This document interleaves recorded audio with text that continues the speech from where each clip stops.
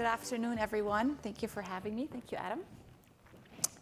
So AI is ingrained in every aspect of our lives, and it's quickly becoming kind of ingrained in the fabric of our lives, helping us do things faster, more efficiently, even helping us be happier and healthier. AI is taking on roles that were traditionally done by humans, like assisting, acting as our personal assistants, driving our cars, hiring our next coworker, and assisting with our healthcare.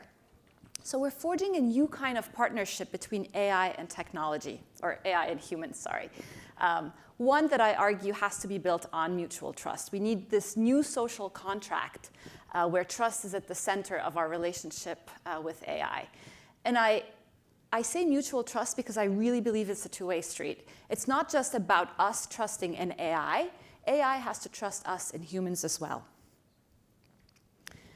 And the missing element in this trusting relationship is this notion of emotional intelligence or empathy.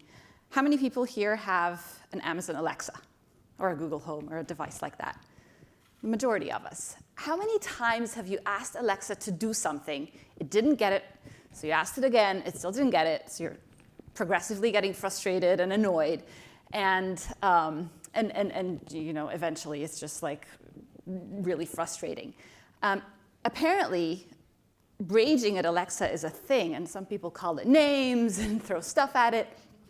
But that's because it has no empathy, it has no emotional intelligence. So it may be able to understand what you're telling it, but it has no idea. It's completely oblivious to how you're feeling, or if it's frustrating you or annoying you. And so empathy is at the core of building this relationship of trust, especially for devices that are going to be interacting with us on a day-to-day basis. So I ask, what if technology could identify human emotions just as humans do? What if a computer could tell the difference between a smile and a smirk, or laughter and frustration? In this particular case, we're seeing a smile and a smirk which both involve the mouth, but they have very different meanings. One is very positive and one is quite negative. The face happens to be a very powerful canvas for communicating human emotions. This is why we're all here in person, because you get these nuanced nonverbal signals that can change the meaning of language. And the science of facial emotions has existed for over 200 years. It started with this guy called Duchenne. He used to electrically stimulate facial muscles to understand facial expressions. We don't do that anymore. All the way up to Paul Ekman in the 70s, who published the facial action coding system. He basically mapped every facial muscle into what he called an action unit. So for example, when you smile, you're activating action unit 12. It's a zygomatic muscle. When you frown, you're activating action unit 4, which is the corrugator muscle. It takes about 100 hours of training to become a certified face reader. And then it takes you about 5 minutes to code any video that involves a human being doing anything. So it's very laborious, very time-intensive, not scalable at all. So what my team and I have done is use machine learning and computer vision and deep learning to automate that process of reading facial emotions. And as Adam said, he's going to be my human guinea pig today. We're going to attempt a live demo. Yep, we're ready for you. So what we're going to do is we're going to use a standard iPad with a camera on it. And actually, I'll give you this. Okay. I'll stand over here. I'm a little nervous, Rana. You hold it up a little bit. All right, let's see. OK, so it identified your gender as male based on how you look, and you're wearing glasses. Relief, I guess, yeah. Yep. Give me your best poker face. Let's start poker with that. Face. Yes. OK, great. And then let's start testing the system. So start with an expression of joy. That's an easy one. There you go. Surprise, excellent. What would you look like if you were angry? Oh, I have to look at this, right? You do. There you go. That's awesome. Smirk. Kind of. Yeah, you look. I'm having a hard time faking no, it. it is actually firing. You can see the smirk classifier firing. Nice. Nose wrinkle, disgust. Yeah, you're pretty good at this. And the lip pucker is the Kardashian duck face. Do you know how to do that? No, but should I just pucker my lips anyway? Sure. No. There you go. That's it. Excellent. Thank you. Thank you. So I've only shown you 6 different facial expressions and emotions. We have a suite of algorithms that can detect over 20 different facial expressions. Some of them are pretty obvious, like a smile, but some are pretty nuanced, like a lip purse or an eye squint. And we map them into about 7 different emotions, as well as cognitive states like attention, confusion, drowsiness, and distraction.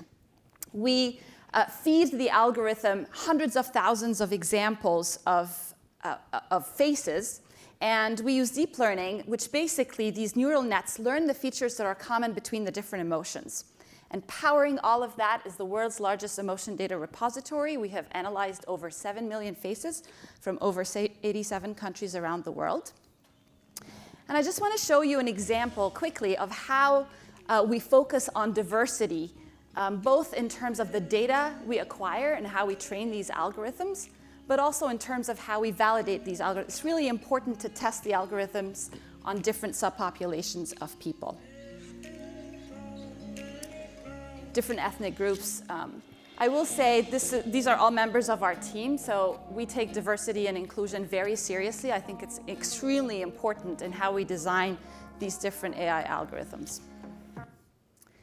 So where is emotion AI being used? There's a number of industries that are being transformed with this technology, and I'll focus on a few examples. One is in market research and advertising research. 25% of the Fortune Global 500 companies use emotion AI to understand the emotional engagement of consumers with their ads. The way this works, it's all based on opt-ins. You would receive a survey on your phone, and if you participate or agree to opt in, camera turns on, you watch the ad, and we collect your subconscious moment-by-moment reactions to the ad. And I'll show you one example of a favorite ad of mine that did really well when we tested it.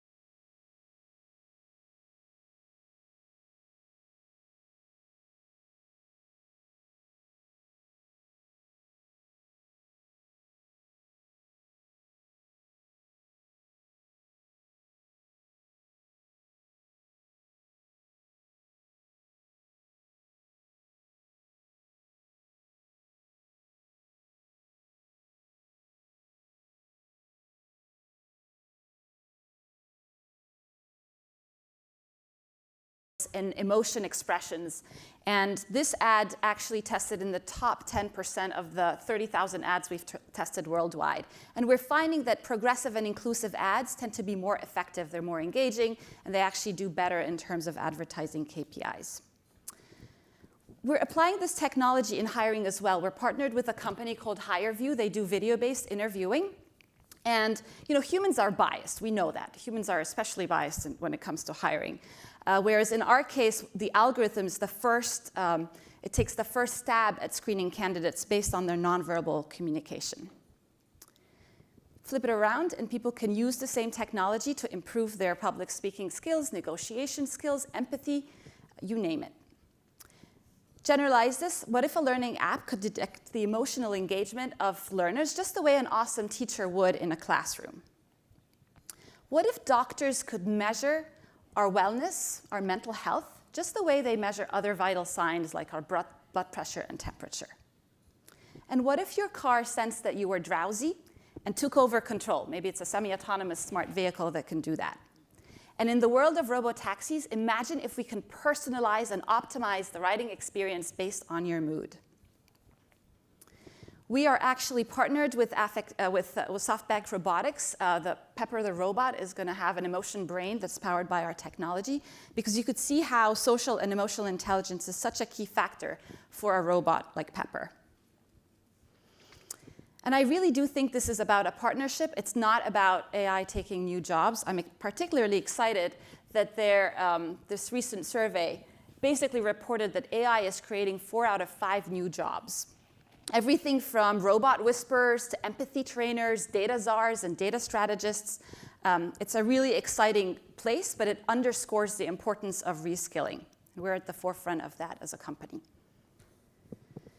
And I just want to end on this note. There are obviously a lot of ethical and moral implications of emotion AI and AI at large.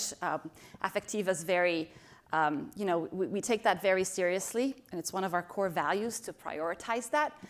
But at the end of the day, technology is neutral. It's really up to us as a society and as thought leaders how we want to apply it. We could apply it for evil, or we could choose to focus our mind share for applying it for good. And that's what I've chosen to do with my team.